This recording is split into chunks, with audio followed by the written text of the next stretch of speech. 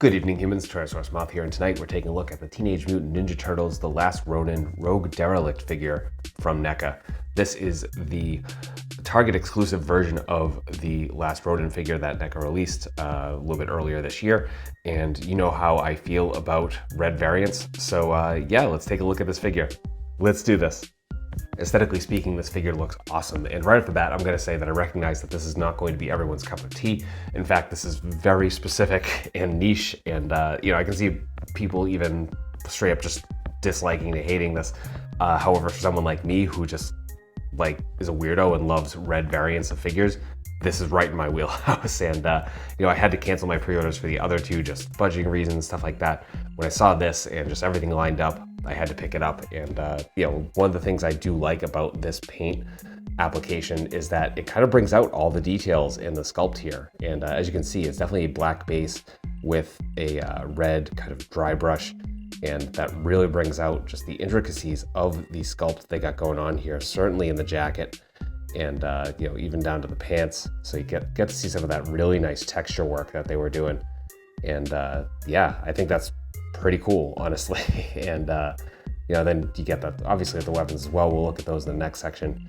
But and even that face sculpt, just, you know, you get to kind of see that pop through. I'm gonna take the hood off here so you can see all the fine details in the head sculpt itself. It's really nicely done all around. It's just a beautiful piece, and you know, kind of nice to be able to kind of appreciate that in this form.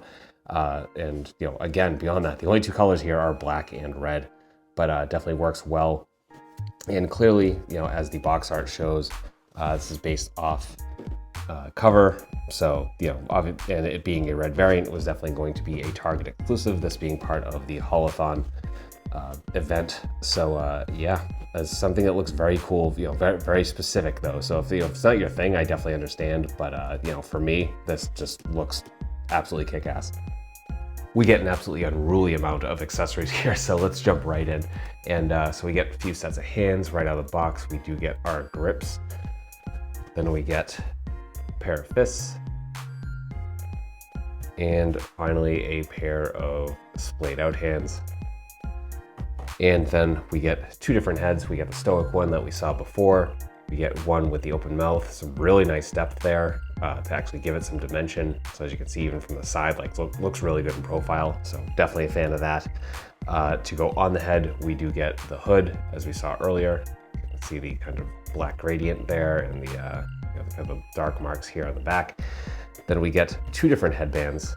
So we get one straight out, kind of flowing in the wind. Then we get the more relaxed back of the headband.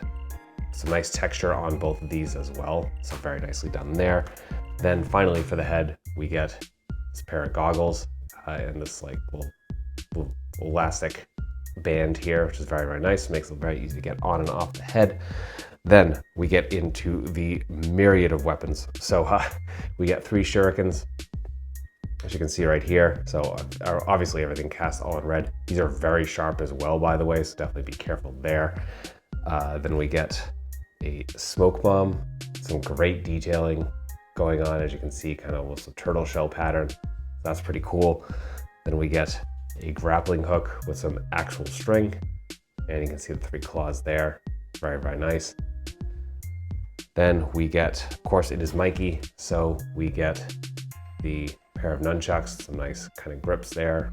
Just cast all in red. We've got actual chain. Then we get a tonfa, very industrial looking, kind of blocky, it definitely looks like it could do some damage, some nice detailing there. Then we get a katana and a sheath. So you can see some really nice work there here on the handle. This comes right out. So you got both of those. And yeah, it fits right in, nice, and does not slip out at all. Then we get a sai. Heavy wash on this one as well. This is probably the most delicate feeling piece of the whole thing, so definitely be careful with this, especially if you're going to try and put it in the hands in any sort of more kind of dynamic way. So heads up there. And then finally we get the bow staff with some incredible details just all around, from the wraps to the kind of wood grain there. So yeah, very cool. That is accessories. Articulation here is excellent, so let's break it down. As you can see, we are holding our freestanding kick. This took literally 2 seconds to get into, which always makes me happy. Of course, now that I move it, it's gonna kind of fall over, but very, very solid on the base of those feet. I mean, they are very flat, as you can see, even with that sculpt there at the bottom, so always a fan of that. So for our head, we are in a dumbbell joint, and we're coming up about that far, which isn't the best, but it's definitely there. Down, actually even worse because of the sculpt of the head, and then some side to side. And that's kind of deceiving though, because I'm going to say when the hood is on, you can actually get more range than I would assume you would get. So there's that coming out of the shoulders, coming up to here, so almost our T, which is actually better than I thought we would. We've got some nice give on the rest of the body here. We are double jointed at the elbows, so we're coming to about there. So we're getting to about 90. As you can see, there is a lot of sculpt there to contend with. Then we come to the forearms, and we have some rotation there. We have hinge and swivel at the wrists, all horizontal. Then we come to nothing in the diaphragm, but we do have a ball joint at the hips. So we're moving around like that. We can definitely get some side to side. Our crunch is about that far. Arch back's about that far. And then we're getting some side to side, as I just said. Come down to the hips, and not too bad at all. Not full splits, but definitely very, very good range, especially with this overlay going on here. We get some thigh swivel there. We get double jointed knees, which are bringing us about there. Again, we are contending with the knee pads. Then we don't get anything at the boot, but we do get ankle swivel, which is excellent. So that's going to give us all of our range there. We get some pretty nice point, some fantastic forward, and then a whole lot of rocker. So that's articulation. Getting into size comparisons, here it is with some other Ninja Turtle lines,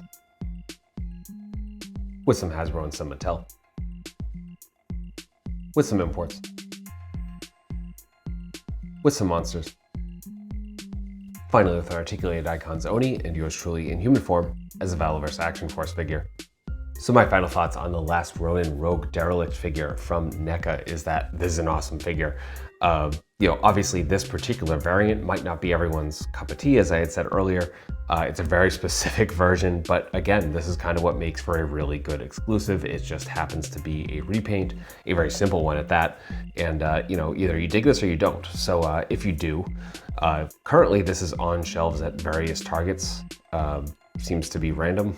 this haulathon. Personally, I live near like 3 or 4 different Targets within like about half an hour, and only 1 or 2 actually got the haulathon stuff. So your mileage may vary depending, and I could not find a landing page for this on Target's website.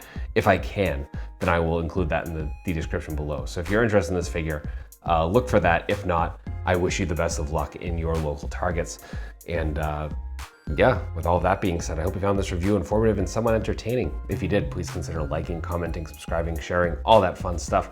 And beyond that, if you want to help the channel even more, and I greatly appreciate that, believe me, there will be ways to do that listed in the description as well. So please check that out. And with that being said, I hope to join me again, because I do various reviews a week, at least 3, of figures related to tokusatsu, dinosaurs, monsters, pro wrestling, and more.